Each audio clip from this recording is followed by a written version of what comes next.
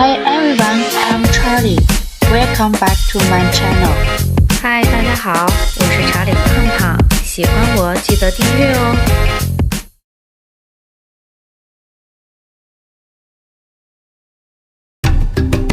Hello， 大家，很多人对泰国的印象是曼谷的繁华或普吉岛的热闹，但如果你跟我一样，更渴望那种灵魂深处的安静，那么你一定要认识这个地方——考拉。这里的空气里没有喧嚣，只有海浪声与植物的清香。今天我不打算带你们去任何景点，因为这里本身就是目的地。我们要用24小时的时间，在这座水上宫殿里学习如何把时间优雅地浪费掉。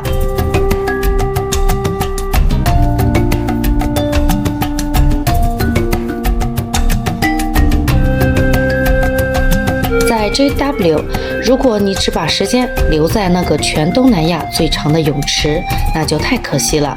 现在要带你们穿过这片热带丛林，走进这座度假村的灵魂核心 The Garden。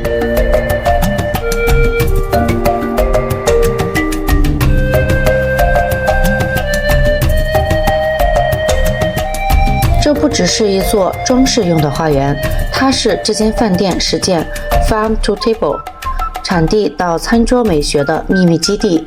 一踏进这里，空气的味道瞬间就变了，不再是海水的咸味，而是混合了泥土芬芳、新鲜香草和一种只有土地才有的踏实感。你们看这区，这里种满了泰国料理的灵魂，从这片油亮翠绿的圣罗勒到长得非常强壮的香茅，甚至是那些挂在枝头鲜红欲滴的小辣椒。这种从土壤直接到舌尖的连接，让每一口食物都多了一份对大地的敬意。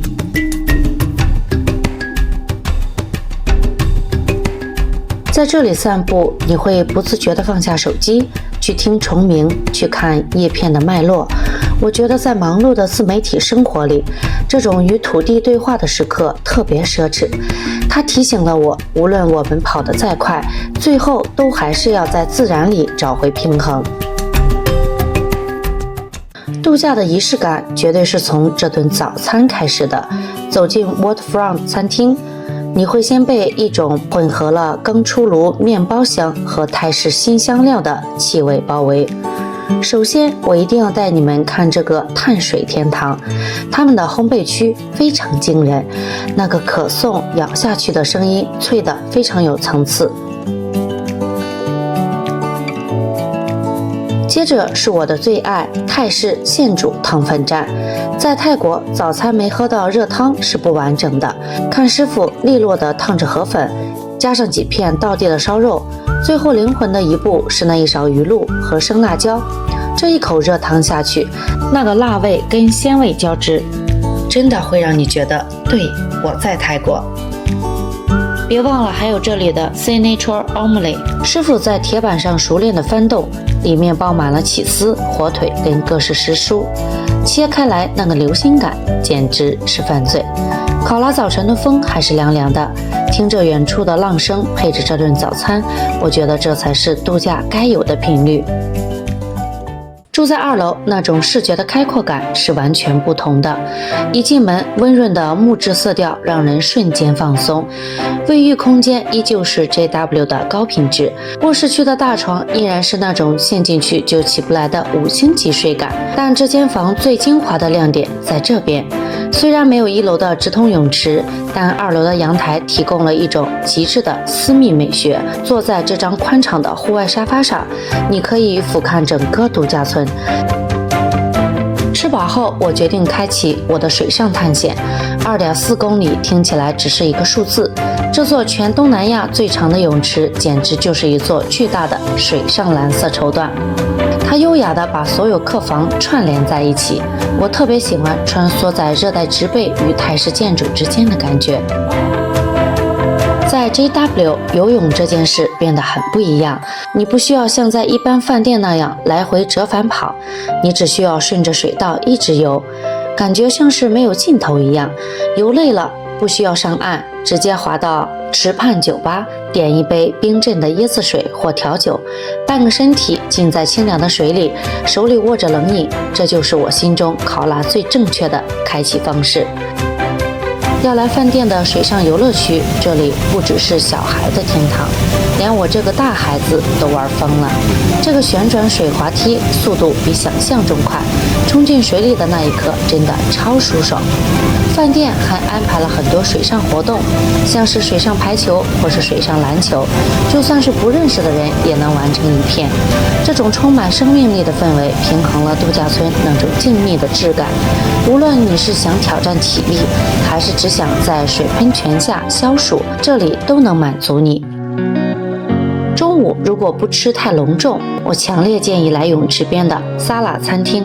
今天我点了这份人当牛肉炒饭，说实话，我没想到在泰国度假村能吃到这么入味的南洋风味。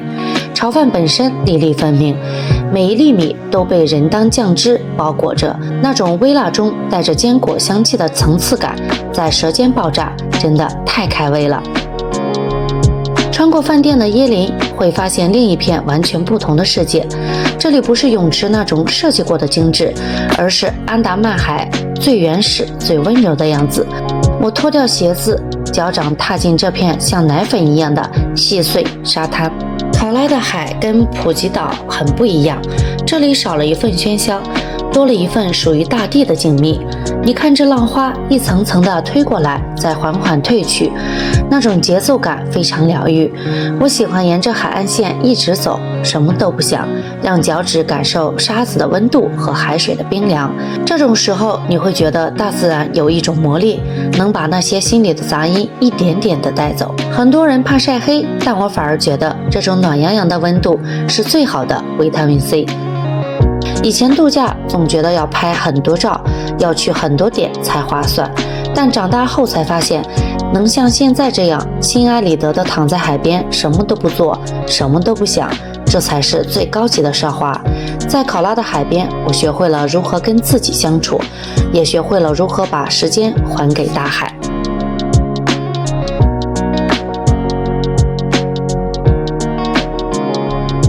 当太阳落入地平线，考拉的夜生活才正要开始。